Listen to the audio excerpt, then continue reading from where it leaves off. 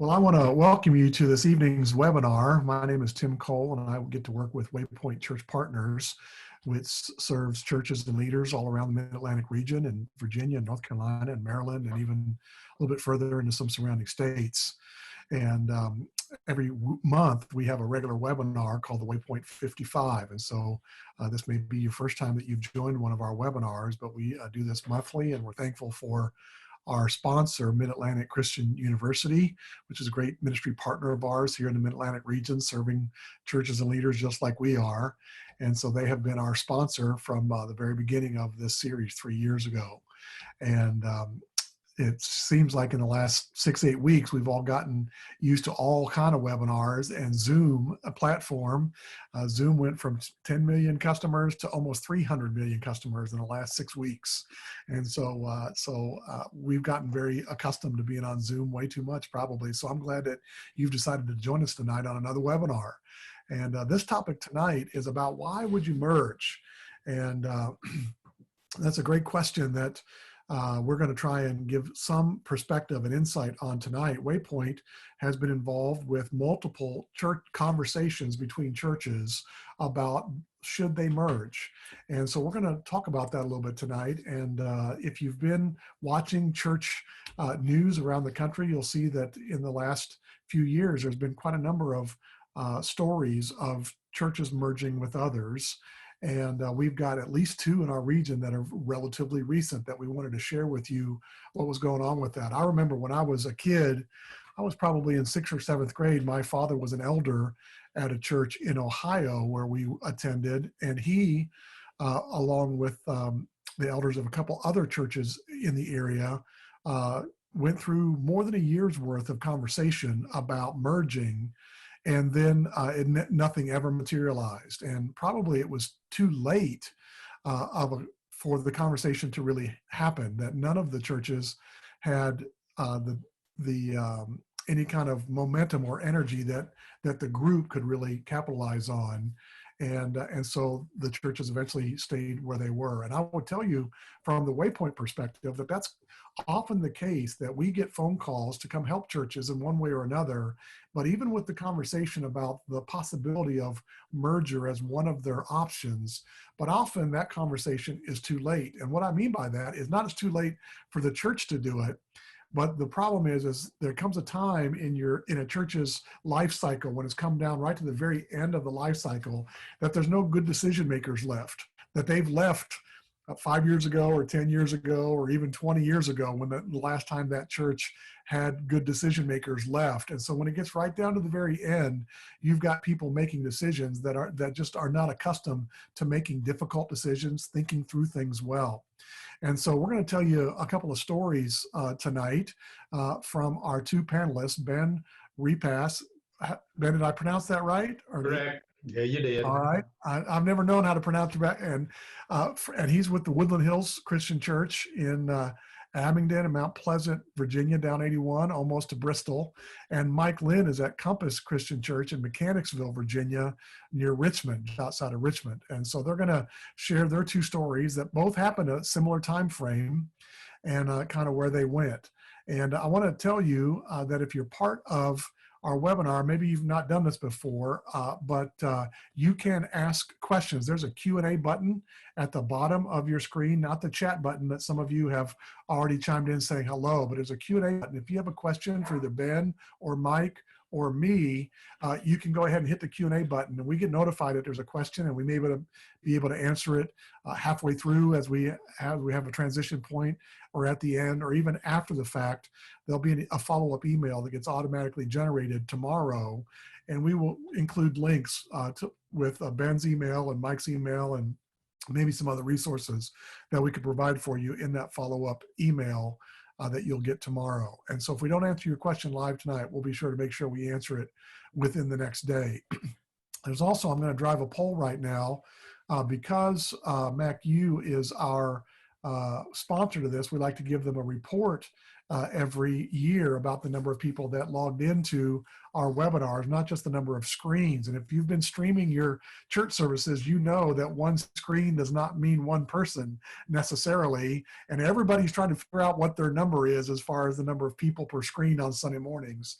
And we're the same way at Waypoint, that we try and let MacU know the number of people that join our webinar. Of course, over the last 6 or 8 weeks, we've done a number of special webinars, some of them 55 minutes in length, some of them pop-up webinars. We've done, I think, 3 or 4 of those that are 35 minutes in length, and then some of these special videos that are 10 minutes in length. And so I'd invite you to go to our YouTube channel, which is, if you search on Waypoint 55, all one word, on YouTube, you'll see our channel, and you can subscribe to that, and you'll see the whole library of all the videos that we've done, not just in the last 6 or 8 weeks, but over the last 3 years, with these topics that we do every month on ministry related issues for leaders. And primarily we try and have topics that are for lay leaders, whether they're elders or prayer team chairmen or mission team chairman people, children's workers, just a number of areas in the church,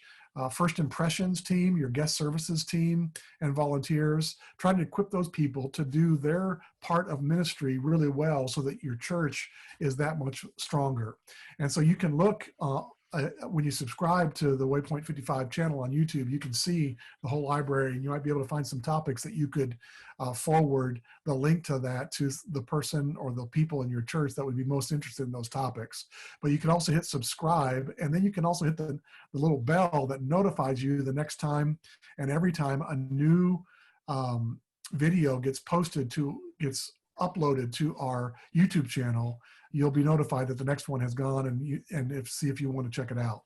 So I'm going to end this poll. We've had just about everybody chime in, so thank you for that. Looks like mostly onesies tonight. Not sometimes when we do elder topics, there'll be 6, 8 people, whole elderships will watch this, but tonight we're all kind of socked in for the fog tonight and hunkered down for the evening. So we're glad that you're joining us. So I'm going to dive in, and we're going to kind of go back and forth rather than one guy tell his whole story and then the other guy tell his whole story. We're going to kind of tag team this and go back and forth and hear from both these guys kind of through the process, about 3 or 4 steps through the process from each of them. And then I'm going to ask them some questions, but also would like you to ask some questions as you think about some things that they learned or some things that they tried or some things that they avoided along the way as they merged. The interesting thing about the 2 of these guys that I intentionally invited them to join us is because they were the one that made the first call, in that they called the church down the road and said, could we talk to you about merging? And to be honest, both the other churches were larger than theirs at the time. And so they had the humility and the foresight to make that call about that opportunity in time to where it was a win for everybody. And it wasn't just so far down the line that it wasn't going to be able to happen. And so I'm thankful for guys like this that had the foresight and the humility to make that call. So I'm going to start with Ben. And Ben, if you tell us just kind of the story of where the Meadowview Church was a couple of years ago when you first made the call to Woodland Hills. Let me start off with just a real quick history. Mount Carmel Christian Church was a congregation of probably at least 150 years old, 2 different relocations within the town of Meadowview, a rural community. And the building itself that we house right now was built somewhere around July of 1980.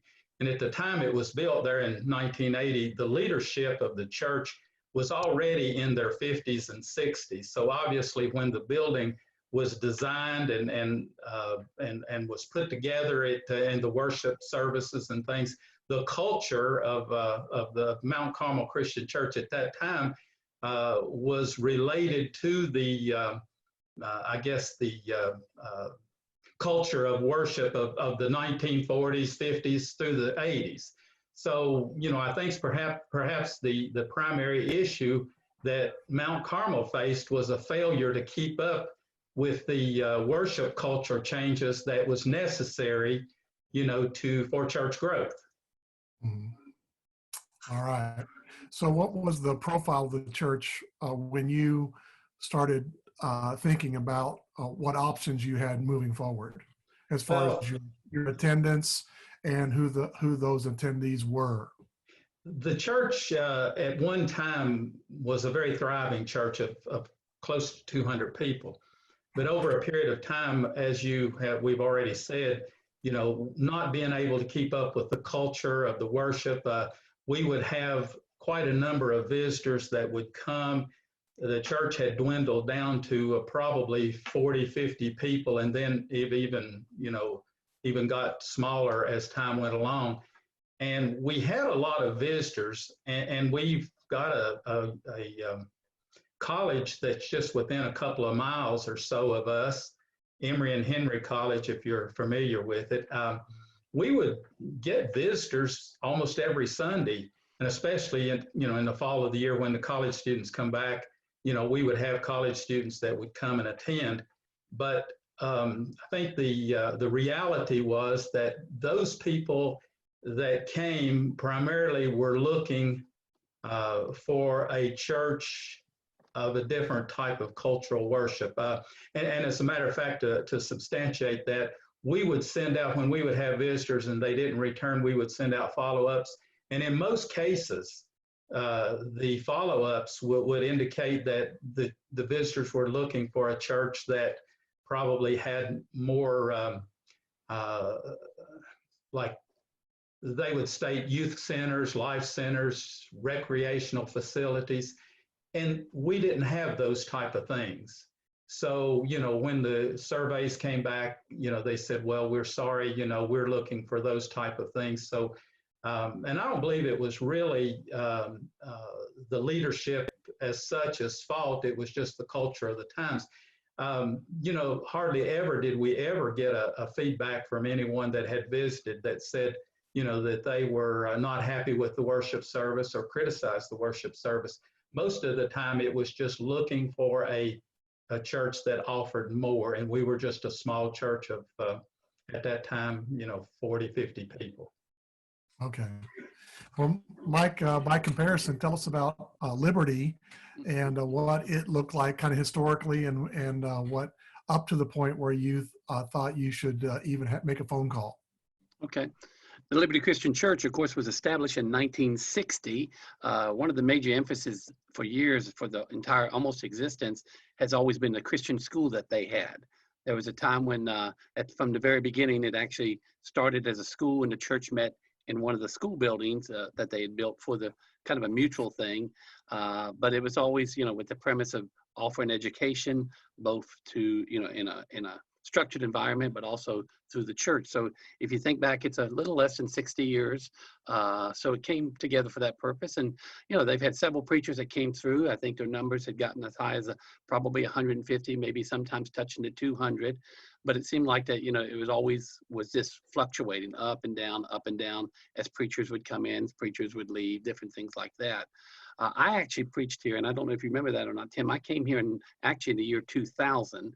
I was here for about a year and a half at the Liberty Christian Church, had a good ministry here. I just had an opportunity to go to graduate school. A church had called me in Ohio, right on the Ohio-Kentucky border, offered me graduate school. So I hated leaving after only a year and a half, but I also hated passing up an opportunity to go to graduate school in a church that I was going to work with.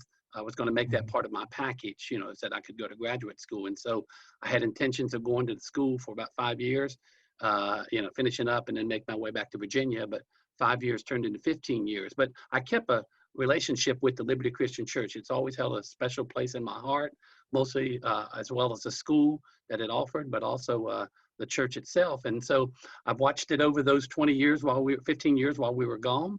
I've seen it, numbers increase, but then I would also see it, the numbers decrease based again, just on things that they would either have to face or preachers or whatever it was, however you want to look at it. But it's always been a good family-oriented church, always had good music, especially over the last several years when some of our young men that went off to college came back, started having families of their own. The worship style was allowed to change because of that. And so it was great to see it go from a very traditional church, I don't think, to something of more of a blended style. And one of the things that kind of drew me back when I decided to move back to Virginia, I originally had a little stop in Goochland for about a year and a half.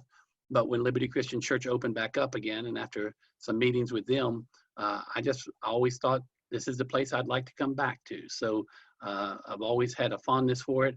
I've always felt like it had so much potential.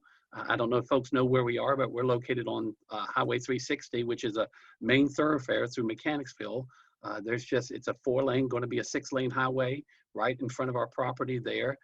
They had 17 acres here, so it was never a shortcoming on property. It's just they've never had much of a reason to expand on it other than what the school dictated. And so when the school added facilities and a multi-purpose building, the church always was the beneficiary of that, because where the school would expand and add facilities, then the church had access to those facilities. So that always was attractive. Like Ben said earlier, they had a multi-purpose building here, and even when I would visit, I thought, boy, if I could be here, there's so much you can do when you have a multi-purpose building and all. So that was always a draw for us. But it was still a rather traditional church and in leadership and all, but that changed even before I got here. When I got here, the fellows that I work with are all, in their 40s, 50s, and maybe a little older than that, Tom. But there was a lot of positive. Even though it was a small church, 50 or 60 people, I still felt because of the facilities, because of the Mechanicsville was just exploding with growth, that there was just so much potential. And I just wanted to try to at least help them be a part of taking advantage of the community as it had grown. All right. Well, in a second, I'm going to ask you just to describe the moment that you guys made your phone calls, because that's the first step, at least physically. But was also, if you can describe anything that was going through your head while you're deciding, should I make a phone call? And to be honest about that, but kind of how your conversation went when you made your phone calls. But it made me think of two things as the two of you all were talking that would be good for the people that are on our webinar here tonight to think about. One is a number that's not a defined number. It's kind of ambiguous, but it's the word called for churches critical mass. And there's not a set number for critical mass, because I think it's related to eras and to generations, and it's related to individuals. But critical mass, I would define as the number of people your church needs to have so that a visitor, when they come, feels like this is big enough for me to consider that I could stick and stay at this church. And in some ways that's generational, that 40, 50, 60 years ago, if you had 70 or 80 people, that was a good solid church. And then there's generations now where 200 is considered a small church in a lot of urban areas. And because we see churches of 500 or 1,000 all over the place that used to never be heard of a couple of generations ago. And some of that's personal preference. There's nothing you can do about that. But to think about, there's a moment in time where your church will dip below critical mass for the majority of your visitors. And it doesn't matter if the preaching is quality preaching, or if the first impressions are good, or your kids' ministry might be good. If you're not large enough that they can stay, that the average visitor can say, we could stick and stay here because it's large enough to be obviously viable, then you've gotten to a point that you need to say, what can we do to get past that? You're gonna have to do something catalytic to get over that number, because it's difficult to break through that number. The other thing I would say is that for a lot of the churches that we work with that are below critical mass, and we come in and try and help them to determine the ways that they can turn their church around, that they haven't really been honest about their numbers and tracking their numbers over time. And that would be one of the things that we want to see, is their attendance trend, and for them to realize that we've been in decline a lot longer than we've been willing to admit. That there's not a year or two and we're going to turn things around, but it's usually many years of attendance numbers that have been in decline. And if you're willing to take a look at those and even make it into a graph rather than just numbers, you can realize it's time for us to do something that might be a difficult decision to make. But if this trend continues, in 3 to 5 years, it's going to be in a whole new place, negatively speaking. And so both these gentlemen we're getting to that point where running 50 or 60, and maybe higher on good days in the spring or around Easter or whatever, that they were wise enough and humble enough to say, maybe we ought to look at something else. So Ben and Mike, if you could tell just your story about the phone call that you make and how that went. Well, I'll start off by saying that, I would like to call it the Great Awakening as far as we were concerned here at Mount Carmel. We had, the minister or the pastor that was doing the preaching. He developed an illness and was in the hospital, and I was the associate preacher at that time. And of course, I realized that, I couldn't handle this alone. And I kind of shared the associate minister with the only elder as well. So, with an attendance of about 40 people, I had to recognize that I could not do this by myself. So, with an average age of congregation of people that were about 65 years old, and let me say on behalf of the people, I mean, the people here, the 40 or so people that we had, they possessed a real spiritual zeal. But what was problem was that they lacked the physical zeal, which, you can tell as a 65-year-old person, you just don't have the physical zeal that you had when you were much younger. So the change was very difficult. Then we had to, I think the resolution that I had to face was that I had to reach out to someone else. So I made the phone call to the Woodland Hills Christian Church, which was a larger church that was growing. So that was basically the only hope that we had. So I reached out with a phone call. And then after that, there was a series of meetings between the leadership of Mount Carmel, the leadership of Woodland Hills, and we had several meetings. We developed a vision and a strategy. I think the only real concern of the folks that were still here at Mount Carmel was, they were reluctant to make the changes. The new congregation, they thought, well, what's this new congregation going to look like? So, after several meetings of telling the folks, the alternatives to not making the changes and what might happen, it was very, very productive. After we developed between the two congregations, we developed the vision and the strategy and presented it to Mount Carmel and as well the folks at Woodland Hills, and got a consensus from both that this is the route that we wanted to go. So after several different meetings of telling everybody with questions and answers, we had the Q&As. The merger, we had a vote amongst the congregation. We felt that that although we've always been reluctant to vote, we felt that at this point it probably was necessary to make sure that everybody was on board. And the good news, I guess the victory story, is the merger passed with 100% approval. We had no one that opposed the change. And of course, we consulted with Waypoint. Tim, you and David came down and offered some suggestions about the renovation project. We went through a renovation of the building here itself and brought it up to more current cultural worship standards.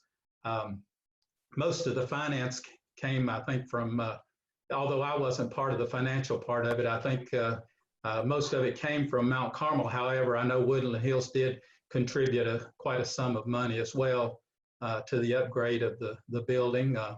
A launch team was created by members of Mount Carmel, as well as a group that volunteered to come up and form a launch team from Woodland Hills.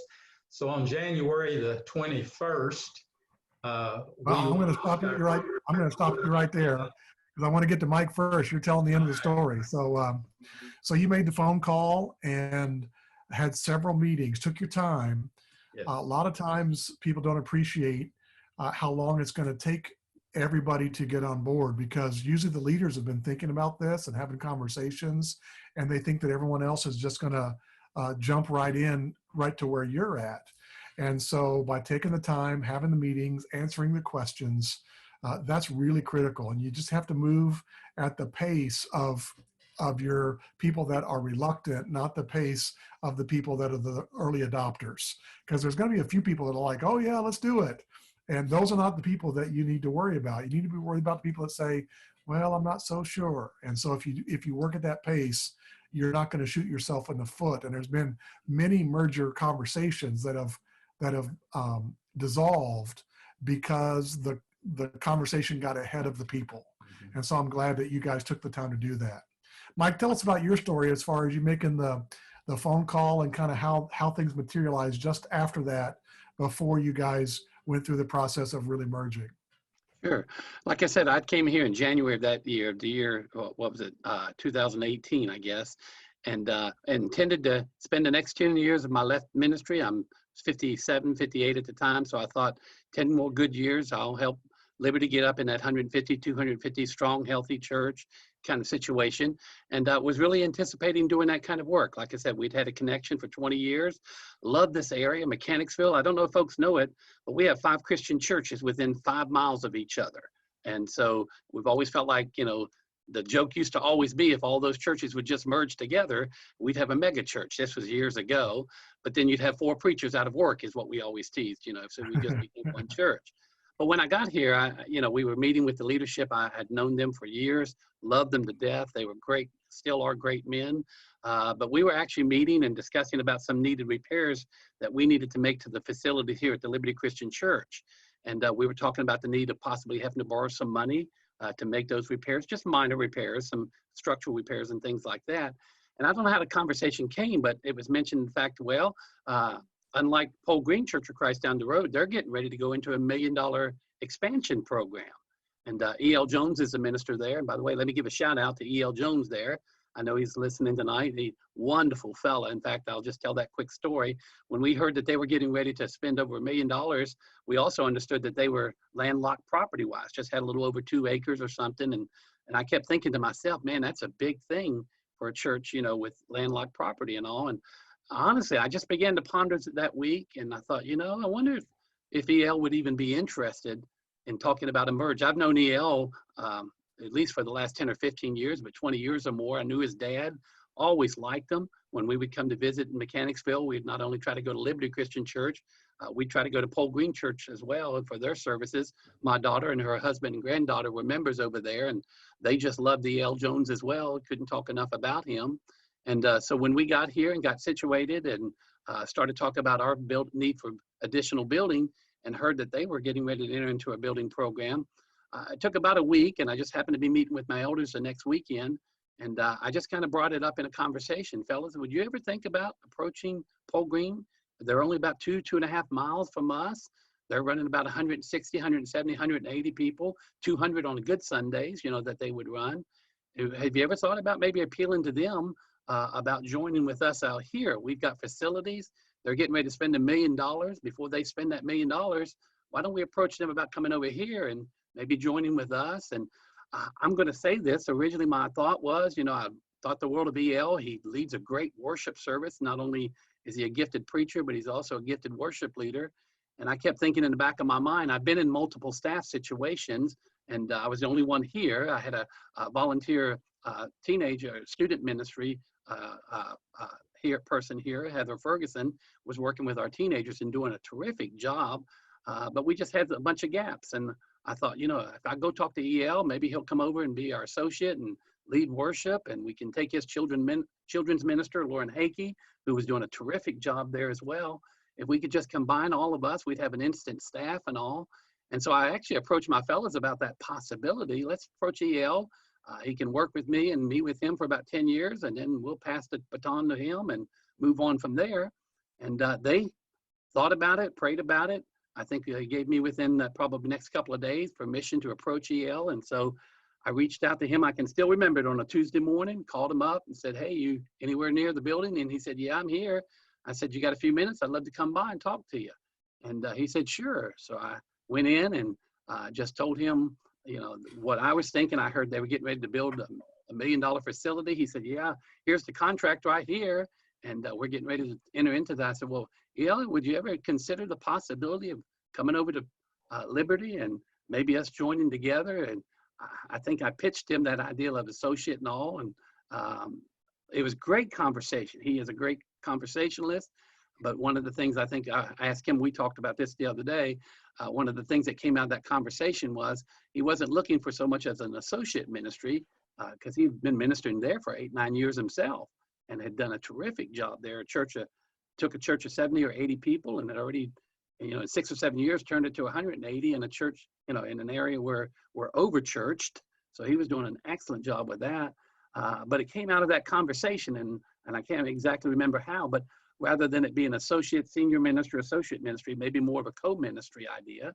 And, like I said, he's more than competent to do that. And so it was just, I'm going to be honest with you, Tim, that's when you said, I don't get any credit for being humility and all, as much as it was, okay, after being 30, 35 years, the senior guy, am I ready to be co-ministry guys? But again, we are so lucky because the person to work with in EL has made it just so much easier to do that. He has shared every bit of the praise and accolades. And so where we feel like we've done really well, a lot of that, I just give credit to the fact that we didn't tuck him away as an associate minister and just lead music for 10 years and then you can be the preacher, as much as it was a joint effort. But anyway, approached him. He said, let me talk to my fellas. And he did that. He made his call. And he had such a good, what's the word I'm looking for? Respect from the people in the church, that when he made a suggestion, I knew it was something that they knew he wasn't flying off the handle on thinking through this.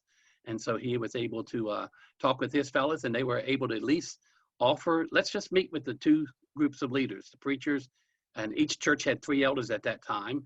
And so the 6 of us actually met on a Saturday just to introduce. I think it was the first time some of our guys had even met each other. They'd known EL all of his life, the fellas here, but it was the first time he got to meet some of their elders. And again, God took over from that point on, because it was just such a good, positive meeting. The reality of, the church here at Liberty has 17 acres and facilities that Paul Green wished they, wanted to build. The possibility of joining staffs already, 2 preachers. EL had a children's minister. We had a student minister, and he already had somebody who was really gifted in on the web stuff, and we were had a lady who was so gifted in office administrative work. And so we were just showing him how all this stuff could just work together. 2 strong congregations. EL certainly had the higher number, but neither church was ready to call it quits by any means. I want to make sure I stress that, Tim. It wasn't like one church said to the other, hey, come, bail us out or come take over us, as much as it was, you've got your strengths, we've got our strengths, we've got facilities. If you sell your facilities, you'll have, money, things like that. If we could just combine it all together, gosh, that would be such a wonderful thing. And so from that point on, that's what we really stress is 2 churches doing good ministry could do a better ministry if we got together. And so that's kind of how it took off from that point on. It kind of took on that flavor of the sum is greater than the parts. I think that was the whole idea. Yeah. So very quickly, Ben and then Mike, what was the length of time, just for those who are listening tonight, the length of time from your first phone call until the opening day of the merger? Well, from the time we made I made the first visit to Paul down at Woodland Hills, and we started discussing until the time that the merger took place, I would think, and that's a question that I really hadn't thought about, but it was several months. I think that probably around 8 months. Okay. Yeah. And during that time, Abingdon, Woodland Hills, and Abingdon was gracious enough to supply preaching. We had a rotation of preachers from down there, pastors from there, and we, they supported us through the ministry while all the negotiations, the strategy, the visions, and all of that was taking place. All right, Mike, how long in time from first phone call to opening day? Yeah, we EL and I met. I think it was probably about the 3rd week of July, if I'm remembering right. And we immediately met that next weekend with their leaders and our leaders. Met with Waypoint. You guys were right instrumental coming in the beginning, telling us the pluses and minuses. In fact, you guys were the instrumental ones in telling us to slow down. If you remember, we were hoping to have it done within a couple of months. And you guys really stressed the fact, EL has said that many times, that you fellas really stressed the fact you need to take this slow. You need to get those folks who, were going to resist to come on. And so, that was September, October, November. We actually voted the second Sunday in November after a series of meetings, information meetings, social gatherings, doing some joint projects together. And when we voted to actually begin meeting the first Sunday in April. So it'd be from July to April was when our actual first service was. The vote came about 4 or 5 months, and the joining came together 6 months. Okay, yeah, so similar, about 9 months for both, and you don't want to stretch it out, but you don't want to rush, and so so that was a good amount of time for both of you. And we got to watch our time here because we want to make sure we're done in 55 minutes. So just tell me very quickly, what were some of the reservations that those who were the ones that came on at the end, what were some of the questions or reservations that they had? Ben, and then Mike, give us one good or two good examples very quickly. Well, one of the things that I think probably there were only two real major concerns that I had to address was that of what's the church, and I think I mentioned that earlier, what's the church going to look like after this change? What structure, now we already had the advantage of the fact that we were doing a blended service. So, bringing in contemporary music wasn't a problem. And so that was probably one of the things, what's it going to look like? What's the changes going to look like? And the other, I think the other concern, it wasn't a major concern, was that are we turning over our facility, to another church?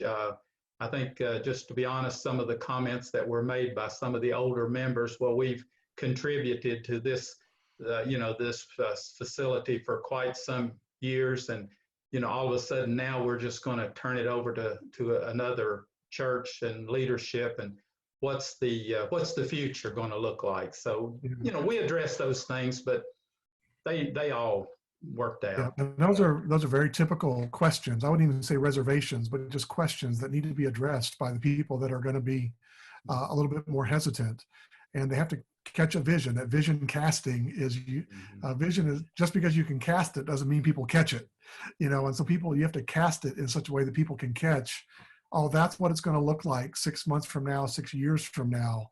And then when they see that, even in their mind's eye, then they can go, okay, that's a preferred vision for where we want this church to go.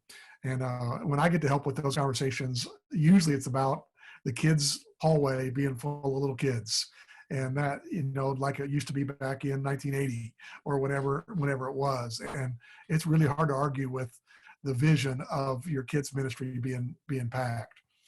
But also about the keys, that this is our building and we are handing over the keys. And that's a humbling moment for those that have been, stewarding those keys in that building for a long time.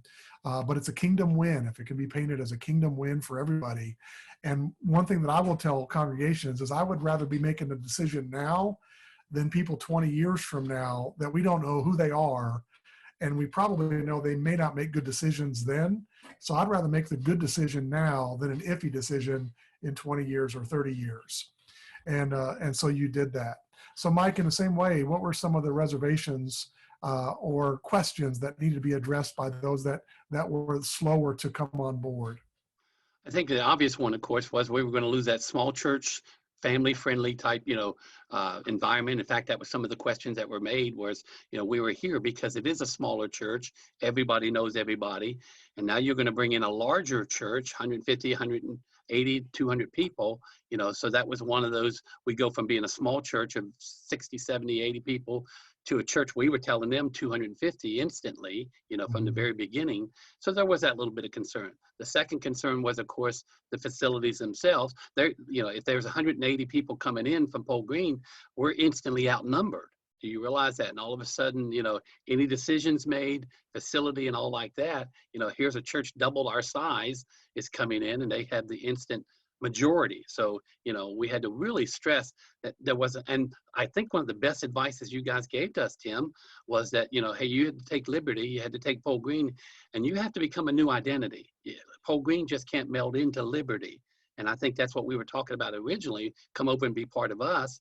But you guys were stressing, hey, this also gives you a chance to plant a new church, a restart, with a completely different name, which allowed us to do that, change some of the things that tradition wouldn't have allowed us to change. So it was a godsend for us because both of us had, a great past that we clung to, but we realized that, we can do so much more. And I really said this over in our phrase was better together. We can just do so much more together than we can do apart. We can continue to have two good ministries, but 2 miles apart from each other, or we can pull together. And so I think their biggest concern was being outnumbered immediately, but also that small church filling. Tim? Yeah. And hopefully with the outnumbered, you guys merged your elders and they were even 3-3, even though the numbers were 160 plus to 60 or so, or 60 or 70. And so if you're voting on every little thing, then yes, you're outnumbered 2-1. When you become one church, there's no numbering. You're just one church now. And that was pretty critical that your people bought into the fact that you're becoming one new church. And they did that. And I really love the fact that you had a whole schedule of events, not Sunday morning, for people to meet each other, church picnics and other events where you got to rub shoulders with each other and you weren't strangers anymore between that church down the road and you guys, and vice versa to the other church. Tim, I will say this. Tim, let me say this real quick, if you don't mind. I think it would be great also to hear EL tell you sometime, because they were the church who was going to leave their facilities and come over here. So you talk about a battle that he had to fight. There's a church that's been there for 115 years, and he had to convince them not only to move over, but to sell their facilities, which they just built a new sanctuary, 10, 12 years earlier, to sell all that and come into it. So I kept telling our folks what they were giving up, I had to quickly remind them, look what they're giving up. They're walking away from a facility that they've had over 100 years to come to us. And if they're willing to do that, we don't have that much to give up. At least we're still here, home, comfortable. So I give credit and kudos to Tim and to EL and them over that, Tim. Well, that's what you see in any of the successful scenarios that we've seen or been a part of, is that everybody is willing to make it work. And it just takes one person or two to really gum up the works. And so you got to get everybody on board, everybody on vision for where this is headed versus what's in the rearview mirror. And so both of your churches did a good job with that. I've got one question here that's been asked already. And then I'm going to ask you all to paint a picture of your launch and where you've been since launch. But particularly for Mike, your churches come together, both were in a relatively healthy place. How did you decide whose vision and culture to adopt? And really, you blended them, or how did that work? If you speak to what you did to get your two cultures to become one. Okay, same neighborhood. So our folks were very, they kind of knew some of the folks at Pole Green, so there was some friendships already there. But as far as vision was concerned, Tim, I'm gonna give credit back to you guys. I think you know that we sat down, me and EL sat down with you guys and said, help us talk about this vision. And one of the things you and Dave and then Neil Wheeler was able to do was to sit down and say, hey, you need to define your roles first as ministers. What's going to be your roles? What's going to be your lanes and things like that? And even to the point where, you guys had stressed the fact that, EL was, 20 years younger, was certainly, very personable, great guy to work with. He was certainly going to be instrumental in helping set the direction. And EL's just a wonderful visionary.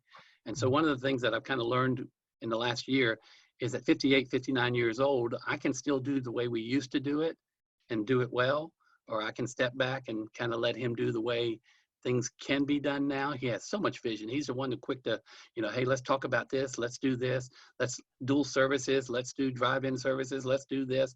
So I've kind of enjoyed watching him with all his enthusiasm and just tried to kind of fill in the gaps when, if you ask, what do you see the drawbacks? Well, okay, I'll be the realist. You be the visionary, I'll be the realist kind of game. Mm-hmm. But he always wins out because he's always excited and he's willing to do it. So what I'm deferring to, again, Tim, was when you talked about that, it was just getting our minds together and our leadership together, saying, first of all, trust us But between EL and myself, we've got 50 years in ministry. We've got a lot ventured on this. If you guys will let us do some staff leading and just be supportive of us and, certainly ask the questions, be accountable to you guys, but allow us to kind of do some of the leading. We've been exposed to enough church situations. We think we can offer that. And so I think that's kind of what we did. We asked to run the ship for a little while, to steer the ship for a little while, and but always be ready to ask anything and everything, guys. And I think that's one of the things that's probably worked to our favor, Tim, is that we've asked our leadership to trust us in this, is what they've done and worked out. I hope that was an answer, Tim. No, that is a good answer. So in the last remaining time, we've obviously got you guys on our webinar tonight because things have gone really well for both of you, which is not always the case. That Waypoint has been involved with several of these conversations over the years, and typically they'll break down in one way or another somewhere along the process. But for both of you, it didn't break down. You did join, and then it's been a great story for both of you. So if you could kind of quickly describe your launch and even where you are today, more than a year later. Ben, go first. Okay. First of all, let me also say that we really appreciate the support that we got from Waypoint. You guys were very instrumental in helping us with the vision and the strategy. I don't think without you all it would have been a success and went through as smooth as it did. Now, real quickly, after the renovations was made, the launch team was set in order on January the 21st. Of 2 years ago, we launched our first service here at the Meadowview campus. We had 225 in attendance, which was more than we had ever had in any services as long as this church was in existence. At the beginning, of this year, we added a second service, and now, excluding the COVID-19, we're averaging about 175.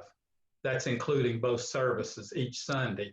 Another God story is that we've been able through now the programs that we're having through our youth minister, we're able to reach out to the college students at Emory and Henry. We've got a number of those folks that are attending and sharing their talents and their skills. We've reached out to the high schools, the elementary and the middle schools here in the area, doing a lot of programs there. So it's just a win-win altogether.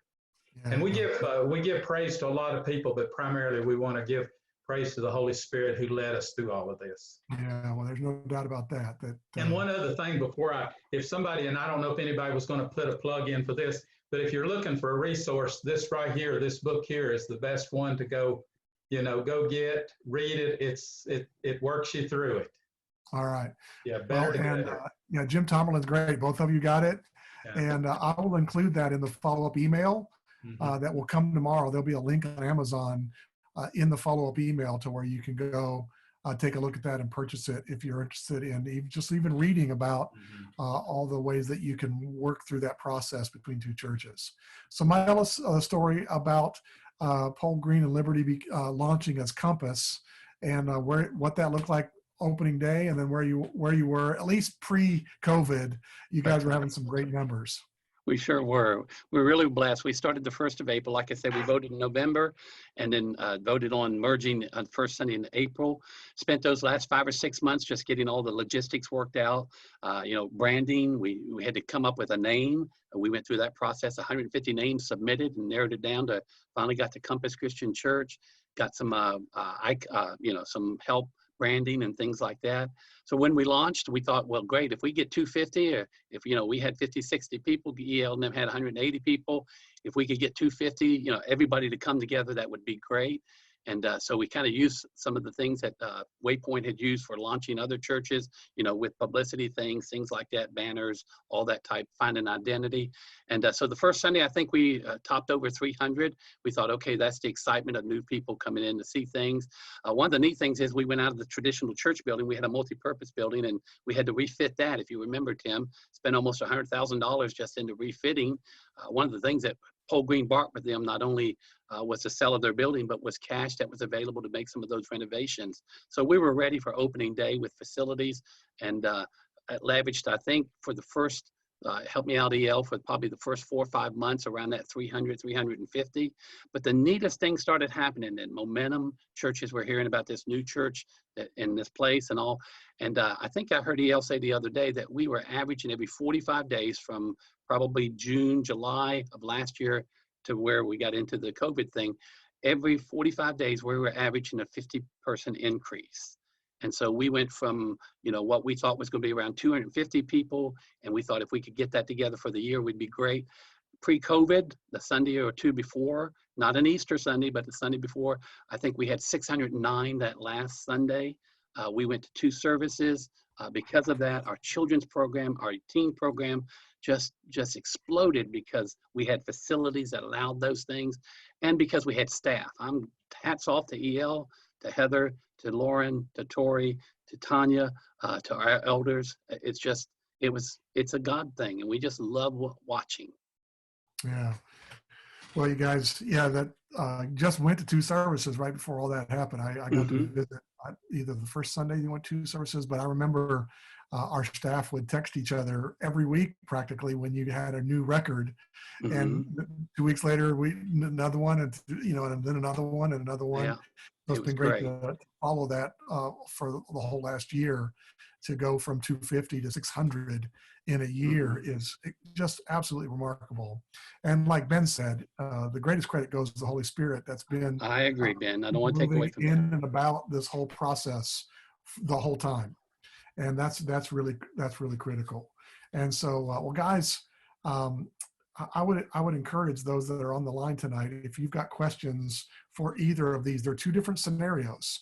One is a merger that went multi-site, and the other one is a merger where one joined another one, but they merged into a new name, a new logo. And so they're 2 different scenarios, even sizes of the 2 congregations that were involved. And so if you got questions for either of those, please, their email addresses will be in the follow-up email tomorrow, and you can contact them via email to ask them some follow-on questions. But thank you guys for your willingness to make that phone call and say, how can we make a kingdom win for everybody involved, so that your communities are going to be impacted for a whole another generation and generation to come because of the decisions that you all made. Well, we're about out of time, and so I want to thank those people that have been on our webinar tonight, and want to encourage you to continue to come to our webinars, our regular monthly webinars, which seem like we've done 18 webinars between our monthly ones here with all the special ones that we've been doing. But I want to tell you about, I'm going to share the screen about our next one that's coming up. Let's see here if I can share this one. 1 month from now on June 15th, our next webinar is for elders, and it's about ministers' office hours. And we are having an elder and a minister come on and talk about how they work through a kind of the new era of how preachers and ministers are viewing office hours, being in the office versus being in the community, and an elder who changed the way he looked at that by the way they negotiated through that. And I think that's a great conversation for elders to be having about what are the expectations and the objectives for what they hope their minister is doing, not only in their church, but in their community. So that's coming up in a month. And if you would invite your elders to jump on board with that, I think everyone would be happy, particularly your preachers. And so a great relationship between the preacher and the elders is one of the easiest indicators for the opportunity for a church to grow, is when there is unity among the leadership. And so if you can get your elders to join that webinar in 1 month, then I think everybody will benefit from that. A couple other webinars after that will be about youth ministry and children's ministry in the new world. And so hopefully we've got an idea of that in July and August, what youth ministry is now looking like post-COVID. We hope it's post by then. And children's ministry, what it's looking like post-COVID. And so those will be 2 good webinars through the summer as well. Of course, we just want to thank Mid-Atlantic Christian University for sponsoring our webinar platform and allowing this to happen every month, and even in between with the pop-up webinars we have. We've got a pop-up webinar in the works just today that we hope will come out within the next 3 or 4 days about how to appropriately have prayer coverage in your church about the COVID crisis and about coming out of that to be regathering in the decision-making process there's just some great ideas about how you can really ramp up bringing the Holy Spirit in to be a part of that whole decision-making process for you and your church. So be on the lookout for that. That will be starting to be advertised just the next day or two. Again, guys, thanks for your time sharing your stories. Thanks for your leadership at your two scenarios that helped the great story happen. And thanks for your responsiveness to the Holy Spirit through the whole process. So thank you, guys, and thank everyone for being a part of it tonight. And we hope to see you on a future webinar coming soon. Have a great night, everybody.